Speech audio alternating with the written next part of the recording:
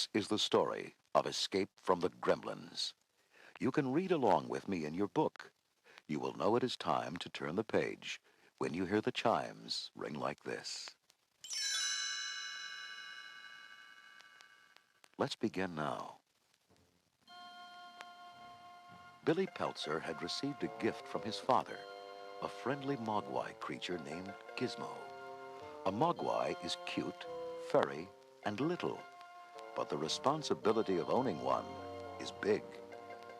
Billy had broken one of the mogwai rules when he spilled water on Gizmo, which created 5 new mogwai.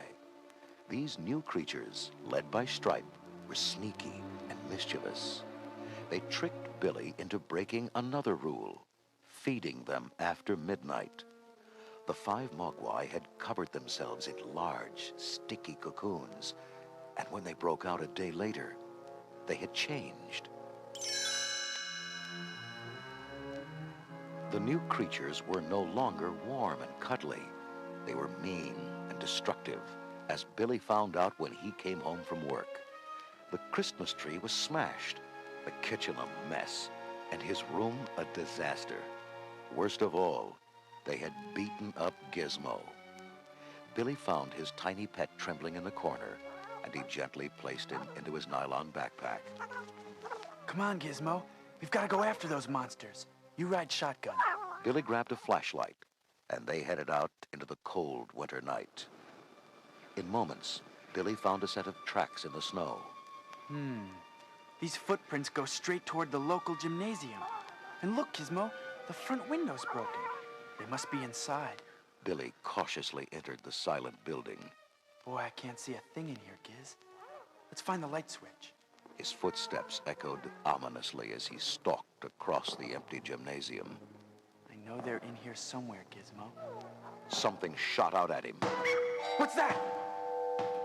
Oh, phew. It's only a basketball.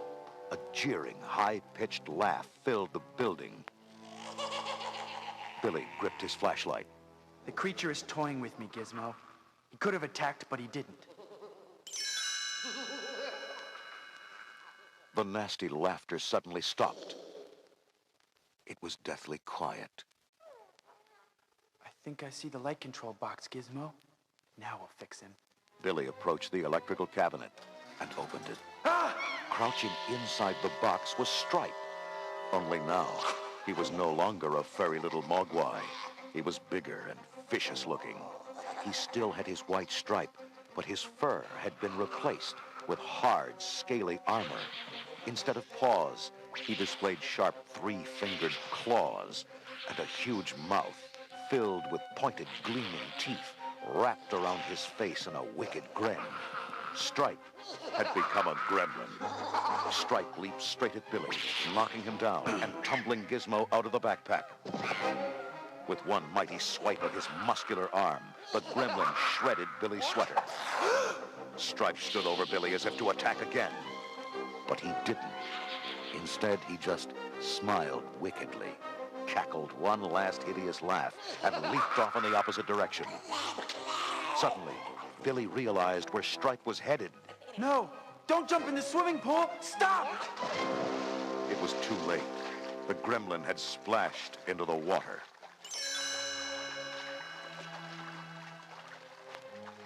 Billy sprang to his feet. This is awful, Gizmo.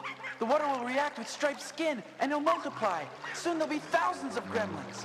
Already the water was bubbling with the creation of new creatures.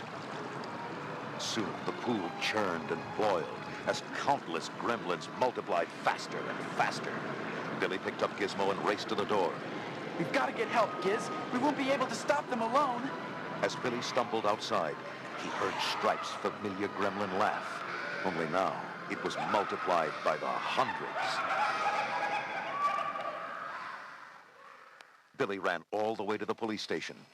Quick, the town's in danger. The gym is full of these gremlins. Oh, yeah? Like this one here? A policeman grinned at harmless little Gizmo. He sure looks mighty ferocious to me. No, this is a mogwai.